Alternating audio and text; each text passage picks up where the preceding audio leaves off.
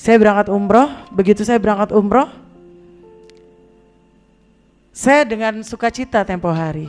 Karena saya ngerasa bahwa, oh inilah panggilan umat Islam untuk bisa umroh. Salah satu kewajiban dari seorang muslim harus bisa menginjakan kaki di tanah suci. Pada saat itu saya merasa bersyukur, alhamdulillah saya bisa ke sana. Tetapi entah kenapa, begitu saya sampai sana, begitu saya syai, saya tuh ngerasa bahwa saya saat itu biasa aja jalan keliling Ka'bah. Keliling Ka'bah, begitu saya pegang Ka'bah, saya bilang gini, Tuhan tolong kuduskan saya. Seharusnya tidak seperti itu kan. Sebetulnya kan Allahumma kalau saya sampai lupa. Ya itu Pak Pendeta apa Pak Pendeta? Oh labeka kalau ya itulah sudah ya. Itu saya jadi 7 kali ya. 7 kali saya keliling Ka'bah. Setiap saya pegang Ka'bah, Tuhan kuduskan saya. Tuhan kuduskan saya. Dan itu secara spontan. Saya nggak ada kepikiran bahwa Allahu Akbar, ya Allah ampuni saya, nggak ada. Jadi Tuhan kuduskan saya. Tuhan kuduskan saya. Shalom saudaraku yang dikasihi oleh Tuhan, kembali jumpa lagi di channel ini. Puji nama Tuhan, kali ini kita akan sama-sama menyaksikan atau mendengarkan kesaksian dari seorang anak hajah yang umroh, tetapi setelah pulang dia meninggalkan agama lamanya dan menjadi seorang Kristen. Tentunya kita bertanya-tanya kok bisa sehingga pulang umroh bukan bertambah khusyuk tetapi justru memilih untuk ikut Yesus sebagai Tuhan dan Juru Selamat. Nah tentunya kita semua penasaran seperti apa kesaksiannya dan pengalamannya. Dia ini adalah dalam ceritanya mengatakan bahwa dia adalah adik dari salah seorang artis yang terkenal. Namun dia tidak menyatakannya karena takut dihujat dan sebagainya. Nah tentunya penasaran, yang terpenting adalah bagaimana dia mengikuti Yesus dan tentunya kesaksiannya menjadi kekuatan bagi kita bersama. Ya silahkan menonton dan jangan lupa untuk like, komen, dan subscribe. Jadi luar biasa hari ini semuanya kita murtad hari ini, tapi murtad di mata orang awam. Kalau di mata Tuhan kita diselamatkan. Jadi luar biasa, tepuk tangan buat Tuhan Yesus yang sudah memberikan kasih dan rahmatnya kepada kita. Karena jujur saya tuh grogi kalau disuruh beri kesaksian, takut salah bicara. Karena setiap saya beri kesaksian pasti ada yang menghujat saya. Jadi memang saya ini tempatnya untuk dihujat. Dihujat dari agama yang lain, agama sebelum saya diselamatkan oleh Tuhan Yesus. Baik, perkenalkan saya adalah Evi Ayu SPSI MIKOM. Ya, saya lulusan S2 dan basically saya sebetulnya saya penyanyi. Saya adalah seorang entertainer dari saya kecil, dari umur 8 tahun saya sudah mengenal dunia nyanyi. Dan kebetulan kakak saya juga seorang penyanyi terkenal di Indonesia. Saya tidak perlu sebut namanya, karena nanti akan membuat orang melihat saya, wah murtad nih, gitu lagi. Saya sudah kenyang dimaki-maki sama orang, semua orang saya sudah kenyang dimaki-maki orang. Jadi biarkanlah yang pingin tahu saya nanti silakan buka aja di Evi Ayu, nama saya Evi Ayu. Saya single parent. Anak saya 3, kebetulan anak saya sudah dewasa semua dan saya sudah punya cucu 1, baru usia 3 bulan. Saya terlahir dari keluarga muslim. Saya lahir muslim, ibu saya seorang haji dan kakak-kakak saya juga haji. Dan saya mengenal Tuhan Yesus itu sebetulnya sudah lama sekali. Di saat usia saya masih kecil. Belum kenal Tuhan Yesus, jadi saya waktu kecil itu saya suka sekali dengan lagu-lagu Natal. Karena kebetulan di keluarga kami ini bukan muslim aja, tetapi ada Katolik dan Kristen. Jadi memang saya anak tunggal, Saya anak tunggal, saya mempunyai saudara tiri 14 orang. Rame ya? Rame sekali, memang Tuhan itu luar biasa. Jadi saya tuh gak punya saudara kandung, saya punya saudara tiri dan semuanya itu ada yang Islam, ada yang Katolik dan ada yang Kristen. Dan kebetulan saya terlahir sebagai seorang Muslim. Saya Muslim yang taat, ibu saya haji dan saya tidak pernah meninggalkan sholat 5 waktu. Saya berpuasa dan luar biasa Tuhan membentuk saya itu sedemikian rupa menjadi wanita muslimah pada saat itu. Jadi ketika saya kecil saya selalu dengar lagu-lagu Natal karena kakak saya Natalan. Saya suka. Dulu kalau saya dulu tuh ada lagu pohon terang, pohon terang. Nah itu mungkin Bapak Ibu tahu ya lagu itu ya. Nah saya suka sekali lagu itu. Terus ada jingle bell, jingle all the way. Dan ibu saya itu nggak masalah dengan lagu-lagu seperti itu. Sampai akhirnya saya remaja dan lulus SMA. Kebetulan saya tuh terlalu genit, menikah kecepatan. Iya, saya menikah kecepatan. Jadi di usia 19 tahun tuh saya udah punya anak 1. Nah, dan menikah dengan orang yang beraliran agama Katolik. Luar biasa kan? Saya menikah dengan orang yang Katolik, tetapi lucu Bapak Ibu. Di pernikahan itu kita tidak mengikuti Katolik, tapi dia mengikuti saya sebagai seorang Muslim. Jadi kita menikah secara Islam. Dan di hari ketiga dia kembali lagi, Bapa kami yang di surga dimuliakan namamu, seperti itu. Dalam nama Tuhan Yesus Kristus, seperti itu. Jadi nikah tuh hanya untuk cuma ganti agama buat nikah aja. Setelah itu dia kembali lagi ke agamanya, seperti itu. Dan saya akhirnya dikasih buku-buku tentang Katolik, tentang Kristen. Saya baca, tapi saya nggak ngerti. Akhirnya saya ikut katekisasi. Saya ikut katekisasi Katolik selama 1 tahun. Di saat mau dibaptis, entah kenapa pendeta itu tanya, Mbak sudah siap mau dibaptis? Kalau belum siap, nggak usah ikut. Entah kenapa pendeta itu, pastor itu tiba-tiba tanya ke saya gitu, kalau belum siap jangan ikut. Karena saya nggak mau membaptiskan orang yang belum siap secara lahir dan batin. Akhirnya saya keluar dari ruangan pastor, saya nangis sejadi-jadinya, saya tanya, iya ya ternyata saya nggak siap. Karena saya ikut agama suami saya itu karena cinta, bukan dari hati. Karena saya cinta karena nggak mungkin dalam mengarungi rumah tangga itu ada 2 kemudi, harus 1 kemudi. Akhirnya saya mengalah, padahal saya itu adalah Muslim yang taat sekali.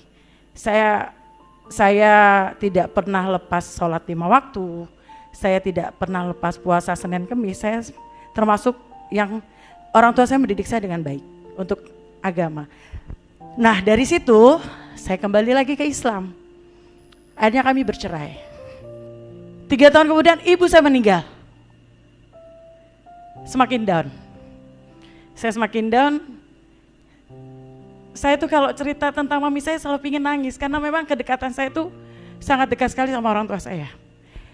Jadi ibu saya meninggal itu saya betul-betul down dan benar-benar ngerasa bahwa hidup saya sudah hampa. Saya bekerja di sebuah perusahaan yang cukup ternama di Indonesia yang mengharuskan saya berhijab.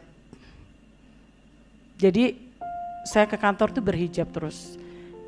Saya berhijab, pulang kantor saya baru lepas hijab saya. Dan sampai akhirnya bos saya bilang gini, Evi, kamu kalau sakit-sakitan gini terus, maksudnya sakit dalam kondisi batin saya, secara psikologi saya drop banget.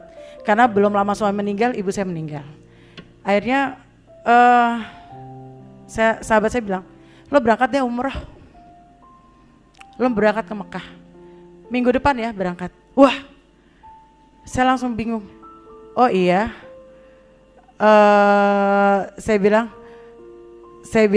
oh iya, kalau gitu saya berangkat umroh. Begitu saya berangkat umroh,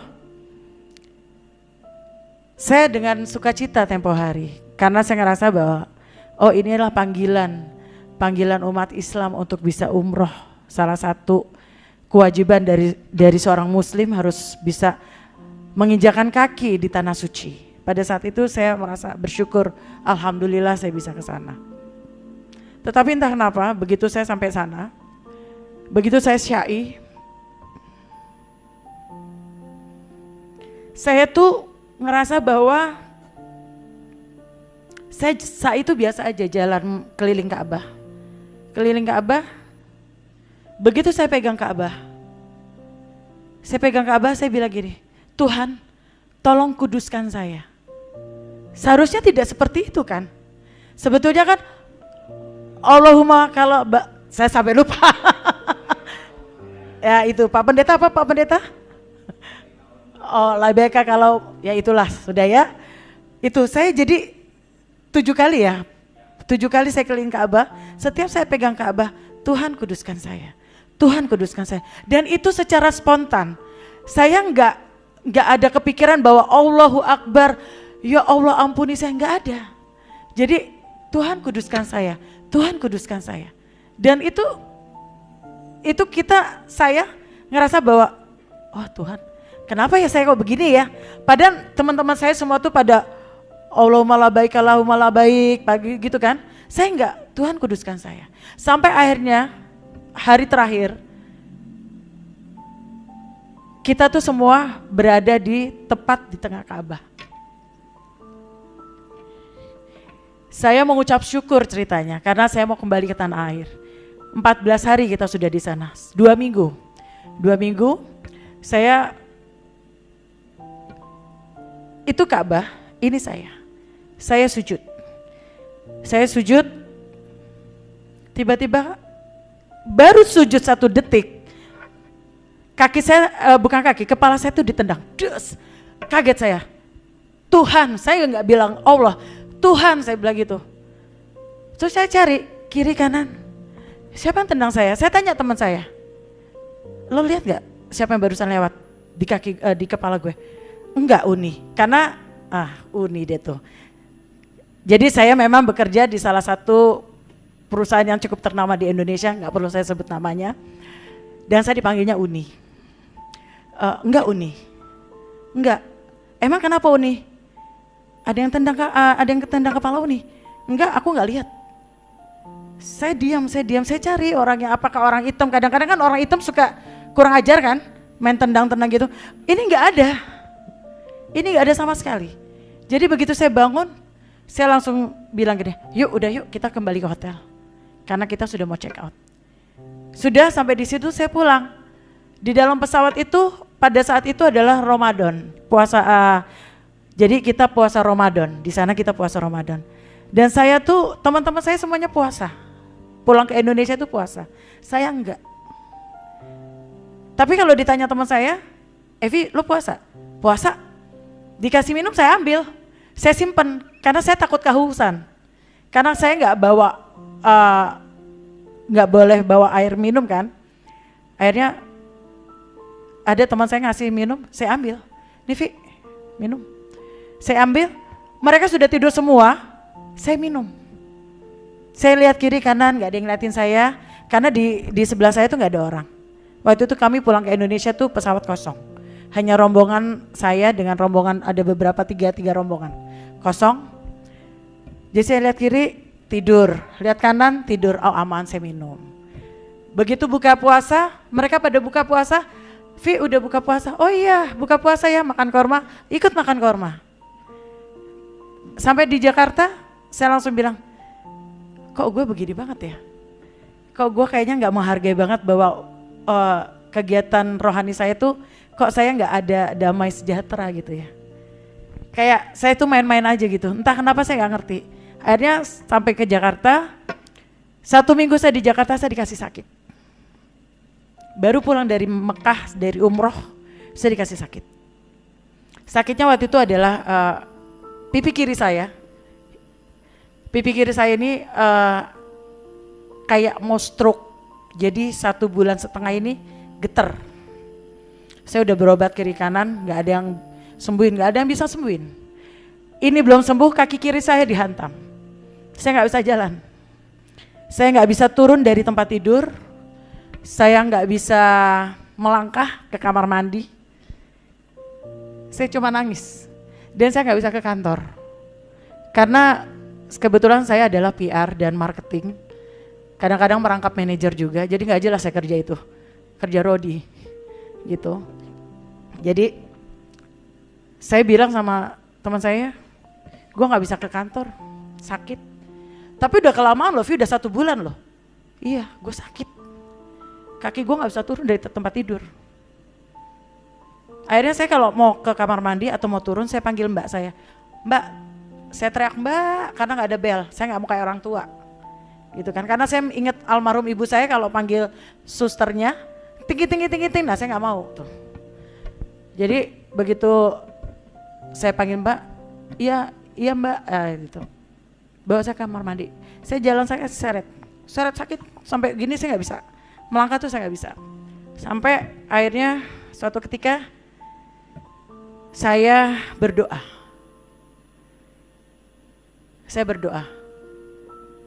Saya berdoa sama Tuhan. Tuhannya bukan Tuhan seberang. Tapi Tuhannya saya tuju tuh Tuhan Yesus.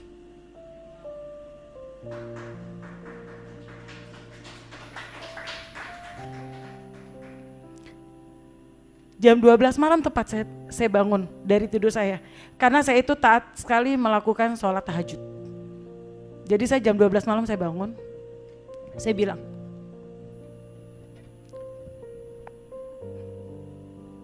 Tuhan, Engkau yang kusebut dengan nama Tuhan Yesus. Aku datang. Kalau Engkau memang nyata, dan Engkau memang benar-benar bisa menyembuhkan orang sakit, Engkau bisa menghidupkan orang mati, Engkau bisa membuat orang buta melihat kembali, Engkau bisa membuat orang lumpuh menjadi jalan. Tolong saya sakit. Saya tuh kalau kasih kesaksian ini selalu pengen nangis karena memang luar biasa kasih Tuhan ke saya tuh dahsyat. Dahsyat Tuhan. Saya tuh sampai saya benar-benar tunjuk ke dia sampai benar-benar saya marah. Tuhan yang saya sebut dengan nama Tuhan Yesus, kalau memang kau nyata tolong sembuhkan saya. Saya nggak bisa jalan, saya nggak bilang saya lumpuh. Karena kaki kanan saya masih bisa berjalan. Tolong sembuhkan saya. Tolong sembuhkan kedutan kiri saya, karena saya nggak mau stroke. Karena saya ke dokter udah bilang ini gejala stroke mbak, stroke ringan. Saya takut gitu loh, karena saya masih punya anak yang kecil-kecil pada saat itu. Saya masih butuh, saya masih mau melihat anak saya menikah, melihat anak saya mempunyai anak. Jadi keinginan saya itu sebagai orang tua single parent itu luar biasa. Saya bilang Tuhan tolong sembuhkan saya. Kalau memang kau nyata dalam kehidupan saya dan kau bisa menyembuhkan saya dan kau bisa membuat saya pulih, saya bisa berjalan, saya tidak akan pernah menyangkal engkau lagi dan saya akan menjadi murid, menjadi anak Kristus.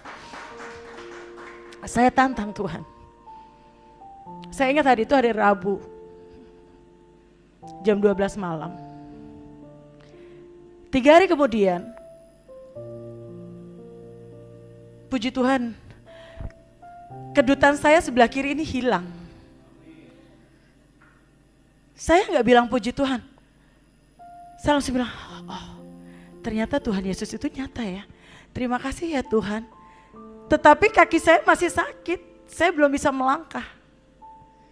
Dari situ saya bilang sama Tuhan gini, Tuhan Engkau sudah menyembuhkan kedutan aku sebelah kiri. Engkau sudah bisa membuat aku tidak bergetar lagi. Karena buat saya itu adalah, saya kan seorang entertainer. Kalau saya stroke atau saya nggak bisa jalan, terus gimana saya bisa nyanyi gitu kan. Meskipun saya kerja di kantoran, tapi saya tetap jadi seorang penyanyi. Saya nggak mau kehilangan diri saya sebagai jati diri saya sebagai seorang penyanyi ataupun saya pekerja. Saya bilang terima kasih Tuhan, tapi kok kaki saya belum bisa jalan. Saya berdoa lagi, Tuhan kalau memang kau benar-benar nyata sembuhin dong kaki saya bilang gitu. Saya mau bisa menyanyi lagi, saya mau bisa menghibur orang, saya bilang gitu. Entah kenapa hari 1 minggu kemudian kaki saya boleh turun dari atas ranjang ke lantai. Berikan tepuk tangan buat Tuhan Yesus. Saya boleh melangkah, kaki kiri saya boleh menginjak lantai. Dan saya langsung bilang, puji Tuhan. Dan saat itu saya bilang sama teman saya, bawa saya ke gereja. Teman saya kaget. Gereja? Lu jangan gila, Vi, lo tuh baru pulang umroh loh. Saya minta saya dibawa ke gereja. Kenapa? Saya mau berdoa di gereja. Terus teman saya bilang, Vi, are you serious for this? You are Muslim? Ya, gue tahu gue Muslim. Tapi gue mau ke gereja. Sampai di gereja, singkat cerita saya di gereja. Akhirnya saya ikut kebaktian. Saya orang bego. Saya nggak tahu apa-apa. Nyanyi kayak tadi itu baru tahu saya kan. Saya 2018 saya berangkat umroh tanggal 13 Mei. Dan saya dikasih sakit itu Juni saya dikasih sakit. Akhirnya saya melangkahkan kaki ke gereja itu kalau nggak salah Agustus September saya masuk ke gereja untuk pertama kali. Dan pulang dari gereja saya masih kaki saya diseret. Terus saya tanya, di gereja ini ada komunitas apa? Di gereja ini ada komunitas wanita namanya Women in Christ. Itu isinya apa? Mereka bingung, kok nanyanya gitu, berarti Mbak, saya Muslim. Saya mau tahu tentang Tuhan Yesus.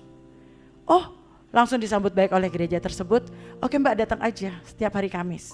Akhirnya saya datang hari Kamis. Saya datang ke Kamis dengan kaki masih diseret. Entah kenapa tiba-tiba ada pendeta bilang, saya mau mendoakan ibu muda di sini yang tidak bisa berjalan. Saya tengok kiri kanan. Ini ngomongnya sama siapa ya? Kok kayaknya semuanya mukanya cerah-cerah aja, yang kesakitan cuma saya. Terus saya bilang, ibu nggak usah nengok kiri kanan. Saya bingung, kok dia bisa tahu saya nengok kiri kanan?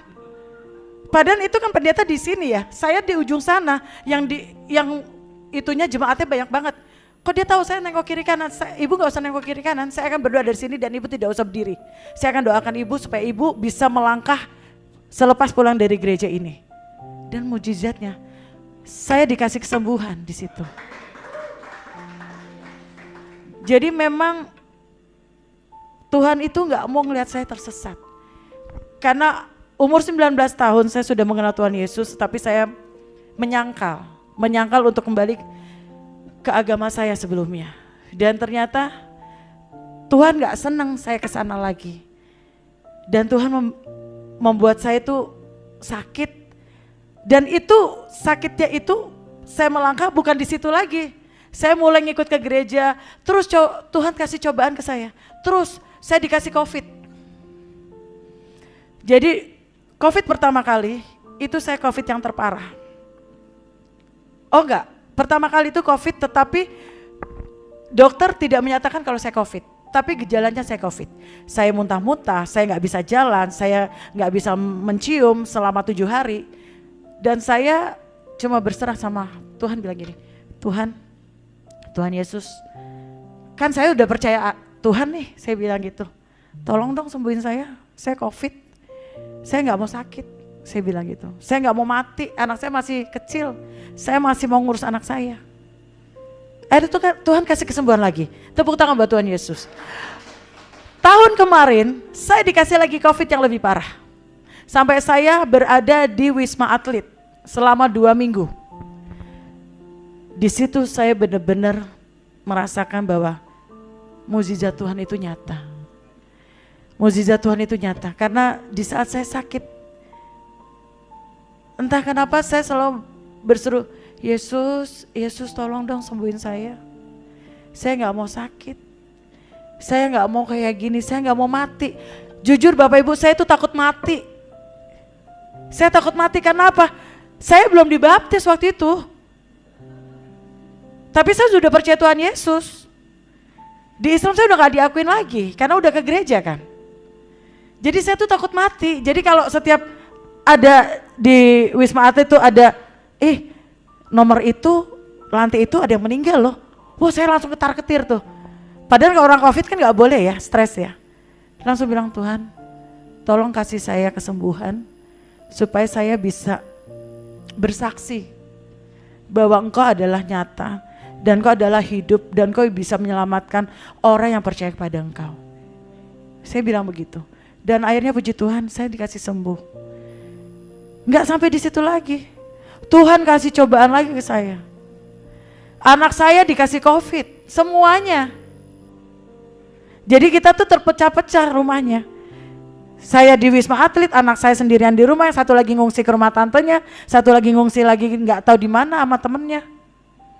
Saya cuma bilang, Tuhan, kenapa harus saya dicoba terus? Dan saya percaya Tuhan itu sedang membentuk saya. Membentuk saya untuk lebih percaya lagi. Setelah itu saya sering ikut ibadah. Jadi saya adalah penyanyi, ada salah satu tempat saya nyanyi. Kebetulan mayoritasnya Kristen dan setiap ibadah dia minta, Evi boleh nggak lu nyanyi lagu rohani? Saya bingung karena saya nggak punya lagu rohani pada saat itu. Lagu apa ya Ci? Terserah, lu pokoknya pimpin ibadah. Saya cuma bingung, oh iya yang kemarin itu nyanyinya begini, gua harus ngikutin gini. Akhirnya saya nyanyi ibadah. Dari 2019 saya ibadah, melayani ibadah di salah satu tempat. Nah, waktu pandemi datang itu semua kafe tutup kan, saya nggak kerja.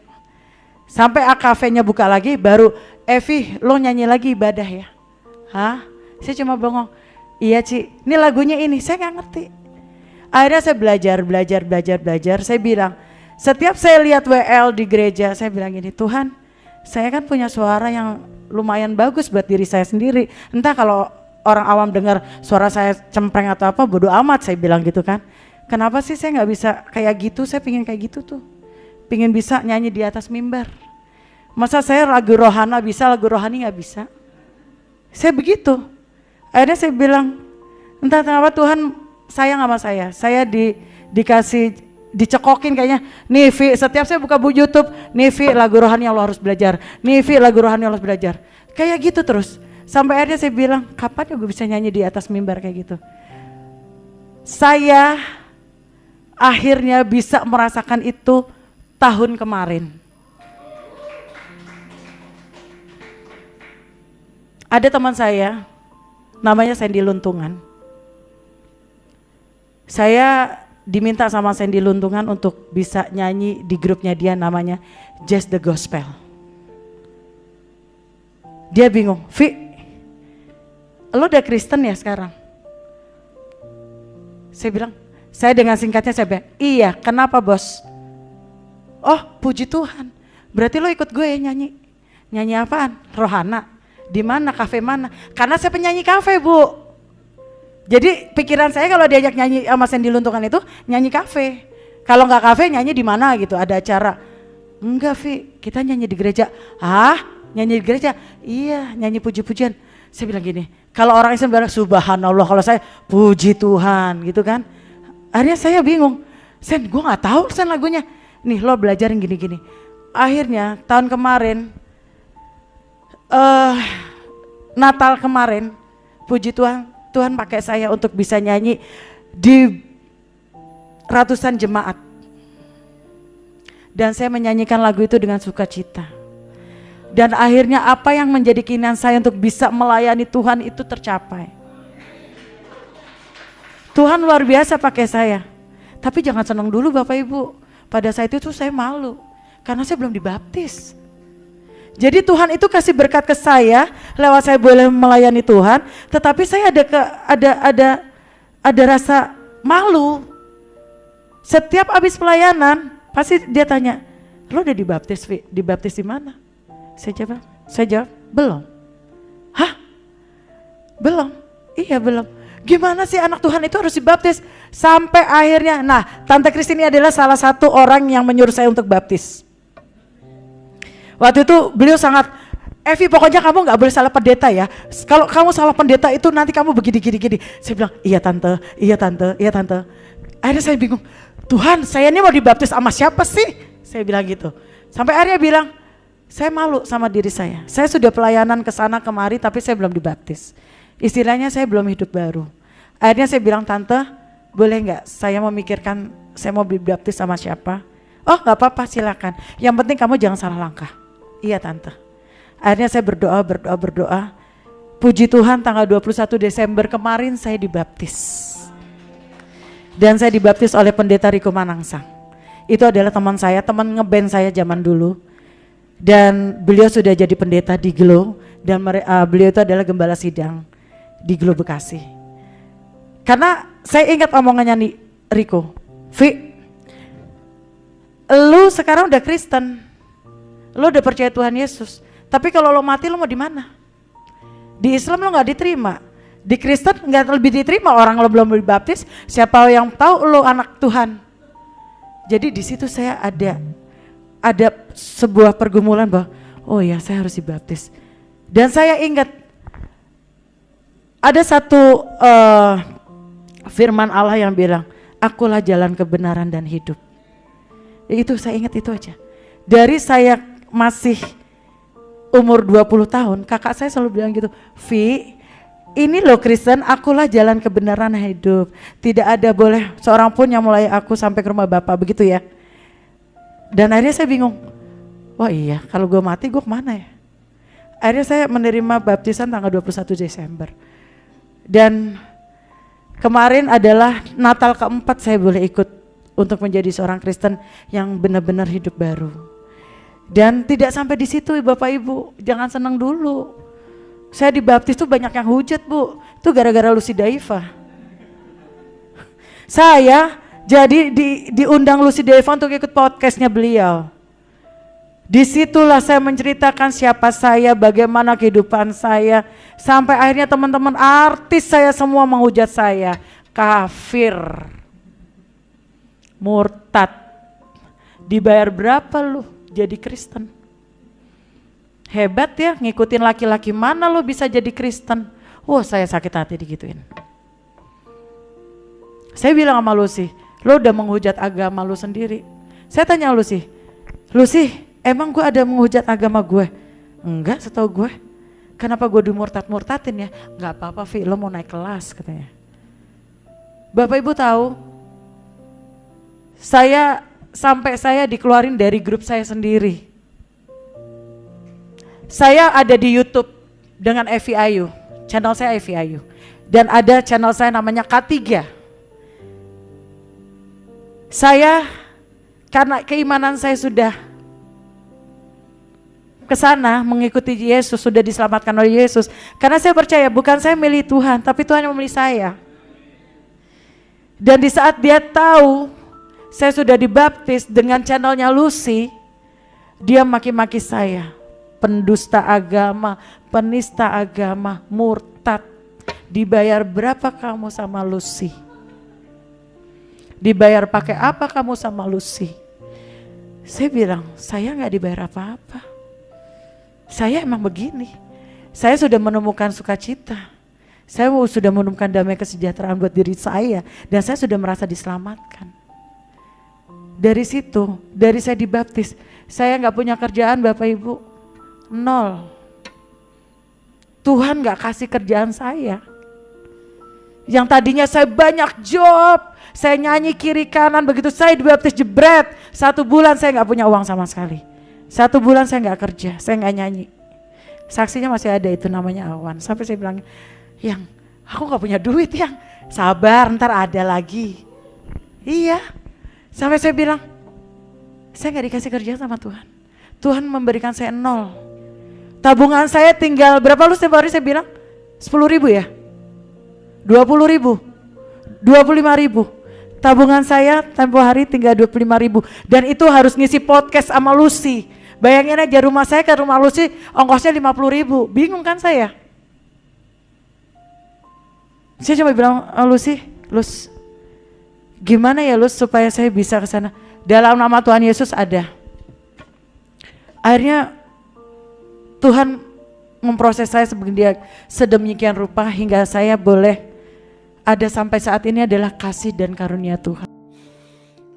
Ya puji Tuhan, luar biasa dahsyat perbuatan tangan Tuhan yang ajaib, memanggil dan menyelamatkan orang-orang yang hilang. Dan dari sini kita boleh belajar bahwa walaupun berkali-kali umroh, namun belum tentu seseorang bahagia, seseorang damai, dan seseorang menemukan jalan kebenaran dan kehidupan. Orang cerdas pasti akan ikut Yesus, tinggalkan yang tidak benar, tinggalkan yang menurut dia tidak masuk akal, dan mengikuti yang betul-betul mengatakan akulah jalan kebenaran dan hidup. Ya, kita hanya bisa ikuti orang yang dari sorga dan kembali ke sorga karena dia sudah tahu sorga.